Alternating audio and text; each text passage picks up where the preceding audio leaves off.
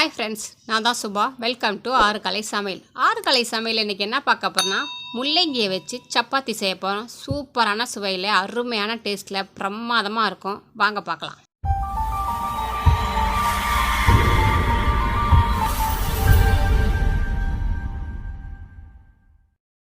கோதுமை மாவு 2 பேருக்கு செய்கிற அளவுக்கு எடுத்திருக்கேன். நான் ஒரு முள்ளங்கியை தோலை சீவிட்டு காய் சீக்கிறதுல சீச்சி சன்னமாக சீச்சி வச்சுருக்கேன்.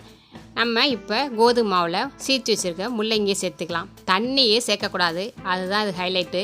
வெறும் முள்ளங்கியில் இருக்க தண்ணியை வச்சே தான் நம்ம மாவு பிசைய போகிறோம். அதனால் எந்த அளவுக்கு முள்ளங்கி மாவு இழுக்குதோ அந்த அளவுக்கு நம்ம மாவு சேர்த்துக்கலாம்.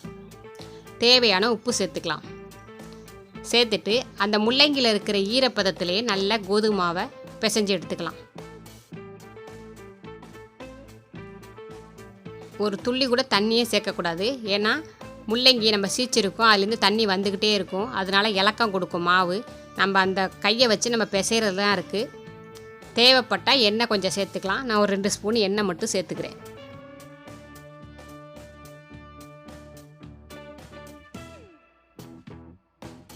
முள்ளங்கியில் செஞ்ச சப்பாத்தின்னு நீங்கள் சொன்னால் தான் யாருக்கும் தெரியும், அது வரைக்கும் தெரியாது.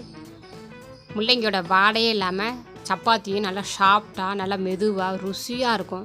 செஞ்சு கண்டிப்பாக ட்ரை பண்ணி பார்த்து சாப்பிட்டு பாருங்கள். ஃப்ரெண்டு அடிக்கடி முள்ளங்கி சப்பாத்தின்னு சொல்லுவாங்க. ஏன்னா இப்போ முள்ளங்கியில் போய் சப்பாத்தி செய்கிறீங்களேன்னு கண்டிப்பாக நீங்கள் ஒரு வாட்டி செஞ்சு பாருங்கள், உங்களுக்கு டேஸ்ட்டு பிடிக்கும்பாங்க. நான் இப்போ எப்போ சப்பாத்தி செஞ்சாலும் சரி முள்ளங்கி சப்பாத்தி தான் செய்கிறது. நல்லா டேஸ்ட்டாக இருக்குது, பிள்ளைங்களுக்கு ரொம்ப பிடிச்சிருக்கு. அதனால் முள்ளங்கியில் தான் சப்பாத்தியே இப்போ செய்கிறது. தண்ணி ஊற்றிய பிசைஞ்சு சப்பாத்தி செய்கிறதே விட்டுட்டேன். நான் இன்னும் கொஞ்சம் எண்ணெய் சேர்த்துக்கிட்டேன். மாவு கொஞ்சம் இலக்கம் கொடுக்கும். அதனால் நம்ம பிசைகிறதுல தான் இருக்குது சப்பாத்தி சாஃப்ட் ஆகுறதுலையும்.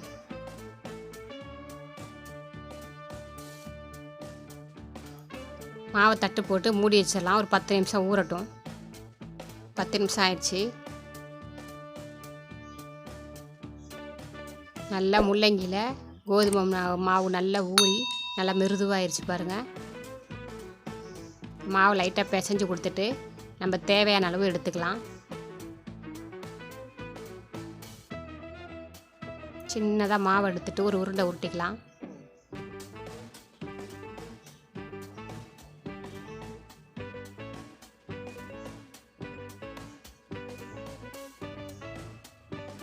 நம்ம தேய்க்கிறதுக்கு கீழே மாவு கோதுமாவே சேர்த்துக்கிட்டு சப்பாத்தியை நம்ம தேய்ச்சி எடுத்துக்கலாம். எப்போதும் போல் தேய்ச்சிக்கலாம். நம்ம சப்பாத்தி எப்படி தேய்ப்போமோ அதே மாதிரி தேய்ச்சி எடுத்துக்கலாம்.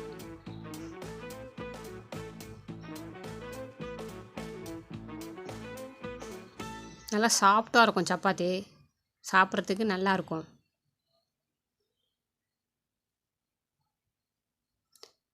தேய்ச்சாச்சு. வழக்கமாக சப்பாத்திக்குன்னு வச்சுருக்க தோசைக்கல்லை அடுப்பில் போட்டு ஹீட் பண்ணிவிட்டு அதில் கொஞ்சம் எண்ணெய் தடவிக்கலாம். சப்பாத்தியை நம்ம எப்போதும் போல் போட்டு எடுத்துக்கலாம்.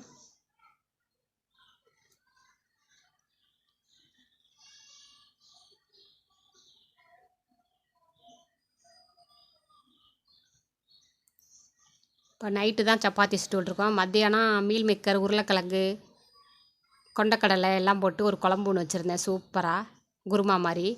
அந்த குருமா மிச்சம் இருந்ததுனால நைட்டுக்கு சப்பாத்தி போட்டுக்கலாம், முள்ளங்கி சப்பாத்தின்னு ரெடி பண்ணணும். இப்போ அந்த குருமா வச்சு தான் அந்த குழம்பு வச்சு நாங்கள் சாப்பிட போகிறோம். எவ்வளோ சாஃப்டாக இருக்குது பாருங்கள் சப்பாத்தி. சுட்டாச்சு எல்லாம். இப்போ பிளேட்டில் எடுத்து வச்சு சப்பாத்தி எடுத்து வச்சுட்டு மத்தியானம் வச்ச குழம்பு தான் இது.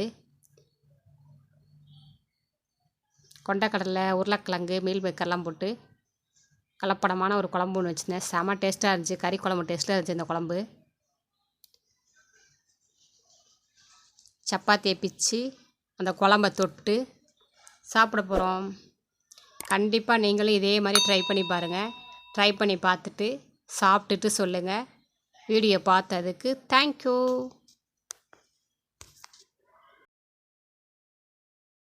இந்த வீடியோ உங்களுக்கு பிடிச்சிருந்துச்சுன்னா லைக் பண்ணுங்கள், ஷேர் பண்ணுங்கள், சப்ஸ்கிரைப் பண்ணுங்கள். கூடவே அந்த பெல் பட்டனை அமுக்கிக்கோங்க.